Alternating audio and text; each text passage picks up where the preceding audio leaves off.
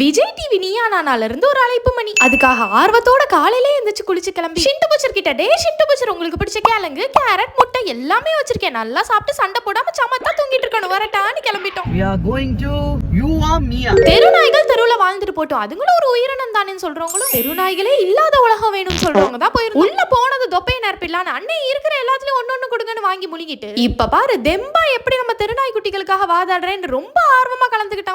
ஆனா நடந்ததே வேற. நம்ம குட்டி பட்டாணிகளை மட்டும் மனசுல வச்சுக்கிட்டு ஒரு பெட்ல வர சப்போர்ட் பண்றதுக்கு போனா அங்க தெருநாய்களால பாதிக்கப்பட்ட ஒவ்வொருத்தவங்களோட கதையும் கேட்கும்போது நொந்து போயிட்டோம். தன்னோட அம்மாவை இழந்தது, குழந்தையை இழந்ததெல்லாம் கேட்கும்போது ஏன்டா இந்த பக்கம் வந்து உட்கார்ந்தோன்ற அளவுக்கு ஆயிருச்சு. அக்கா, அதுக்காக எல்லா நாயும் பிடிச்சு கொல்ல சொல்றீங்களா? ஒரு பெட்ல வர நீங்களே எப்படி பேசலாமா? நீங்க கேட்கலாம். ஆனா அங்க உள்ள போய் உட்கார்ந்ததுக்கு அப்புறம் எங்களோட நிலைமை எனக்கு ஒண்ணுமே புரியல. இப்படிதான் இருந்துச்சு. சொல்ல போனா எங்களை அப்போஸ் பண்ணி ஒரு வார்த்தை கூட பேச விட. ஆனா இப்ப சொல்றேன், எங்களை பொறுத்த வரைக்கும் அந்த தெருநாய்களுக்கு கவர்மெண்ட் நல்ல ஃபுட்டும் ஷெல்டரும் கொடுத்தாலே போதுமானது. இந்த ஸ்ட்ரீட் டாக் இஷ்யூ பத்தி நீங்க என்ன நினைக்கிறீங்கன்னு கமெண்ட்ஸ்ல சொல்லுங்க.